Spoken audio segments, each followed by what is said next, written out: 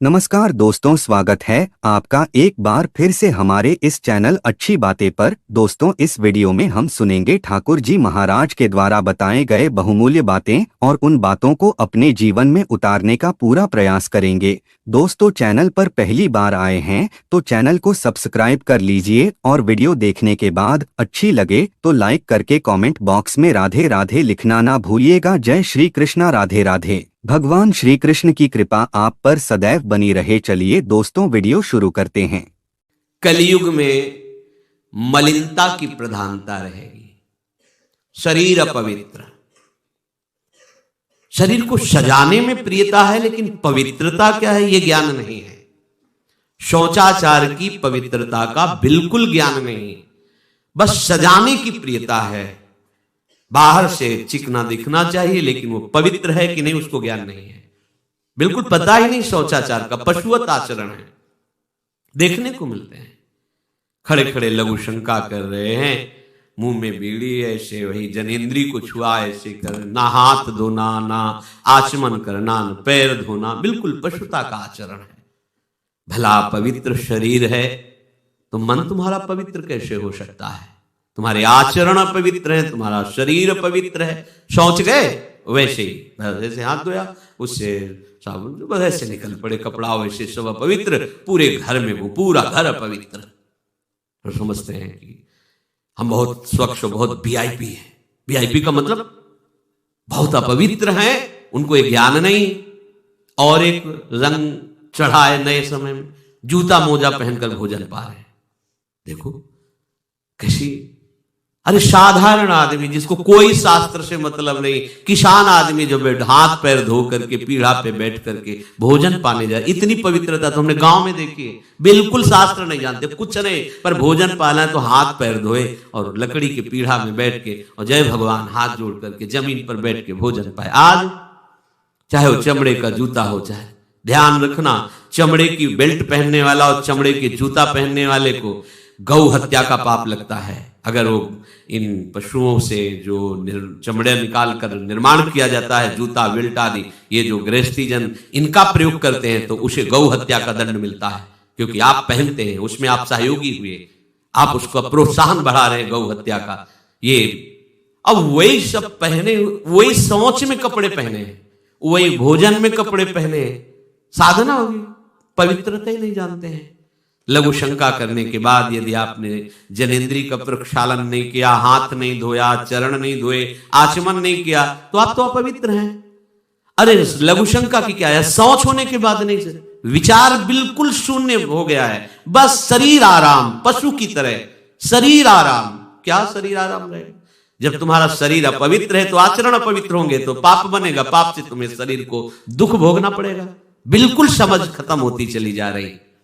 कलि केवल मलमूल मलिना, ये नाना प्रकार के पापाचरणों की जो हमारी प्रवृत्ति बढ़ती जा रही है उसका कारण है खान पान अपवित्र, शरीर अपवित्र। हमने देखा है, वो आपको मजाक सा लगेगा, भोजन पाने के समय घर के जितने भी वयस्क जन होते थे, जब कच्चा भोजन पाया जाता था तो ऊपर के वस्त्र उतार देते थे, एक धोती नीचे पहने हुए ऐसे पाते देखा। बाद में विचार कितनी पवित्रता, क्योंकि वो कपड़े पहनकर बाहर कार्य और ऐसे जल लेकर के ऐसे आचमन कर, हाथ जोड़कर थोड़ी देर, किसान आदमी, वो कोई साधु महात्मा नहीं, कोई वैष्णव नहीं, किसान आदमी की बात कर रहे हैं। हाथ में जय बोल करके प्रभु की फिर प्रसाद पाए, जय हो भगवान आपकी। आज परोसने में अगर कहीं रोटी छू गई परोसने वाले को तो डांट लगती थी, पूरी रसोई जूठी करेगी, रखे थाल, हाथ धो, दूसरी थाल में ला। आज उसी से अमुक ले रहा है, उसी से अमुक ले रहा है, उसी से अमुक ले रहा है, वो शराब पीने वाला है, मांस खाने वाला है, गंदे आचरण, उसी से आप ले रहे हैं। वो तो समाज में चलता है, समाज में तो समाज को लेके चलना ही पड़ेगा। भाई समझो, पवित्रता अति अनिवार्य है, इसे आप समझो। अगर आप अपवित्र पशुओं जैसे, तो आपकी बुद्धि भी पशुवत आचरण करेगी, आसुरी भाव को प्राप्त हो जाएगी। पवित्रता शरीर की आपको एक फल देगी कि आपका मन पवित्र होने लगेगा, क्योंकि शरीर से आसक्त मन है और मन से आसक्त आप हो। जहां आपका मन पवित्र, अच्छे विचार, अच्छा मार्ग, अच्छा निर्णय बुद्धि करेगी, आपको आनंद मिलने लगेगा। ऐसे नहीं है कि आप जैसे पशुवत आचरण करें। बड़ी अपवित्रता बढ़ रही है। अपवित्रता को तो कोई समझ ही नहीं रहा इस विषय को। कैसे कैसे हमको तो ऐसा भी किन्होंने बताया कि कहीं कहीं ऐसा भी है कि शौच में पानी का ही प्रयोग नहीं होता हो है। टिश्यू पेपर कह रहे हो। विचार करो यार, मतलब कहां पहुंच रहा है हमारा। वो कहते वीआईपी लोग हैं, वाह है ये वीआईपी लोग। अरे बिना जल के कैसे प्रक्षालन हो जाएगा? कैसे आप पवित्र कैसे? पर पवित्र होना किसको चाहिए? वो तो पशुवत आचरण है। कलि केवल मलमूल मलिना पाप पयोनिधि जन मन मीना। जैसे मछली जल में ही केली करती है, ऐसे कलयुगी प्राणी का मन पाप में ही केली करना चाहता है। अपवित्र विचार, कैसी कैसी मलिनताएं बढ़ती चली जा रही। रसोई अभी बनकर तैयार नहीं हुई, ऐसे सो खड़े खड़े वही रसोई, क्या पछता है। अरे एक बार बन जाए उसे थाल में लगाओ। हम नहीं कहते तुम भगवान का भोग लगाओ जाके, नहीं वैष्णव हो, नहीं भजन कर, कम से कम थोड़ी तो पवित्रता। एक बार थाल लग जाए, हाथ जोड़ो, अन्न को ही प्रणाम करो। अन्न ब्रह्म उपनिषद में आता है, ये अन्न ब्रह्म है, उसे प्रणाम करो। वह हमारे जीवन को पुष्ट करता है, हमें भगवत भाव। हाथ जोड़कर कहां हाथ जोड़े? वो तो जूता पहने वैसे ही सब कोई खड़े खड़े खा रहा है, कोई मतलब ये हो क्या रहा है।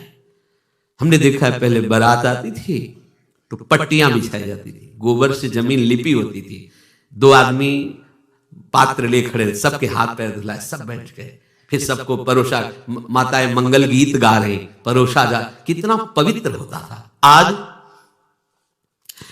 कोई ऐसा कमाई मिलेगा जो शराब न पिए हो, कोई ऐसा कमाई मिलेगा जो उद्दंडता न कर रहा। पशुता बढ़ रही ना। कैसे कल्याण का तो शब्द ही नहीं उनको कि कल्याण क्या, उनका यही कल्याण है।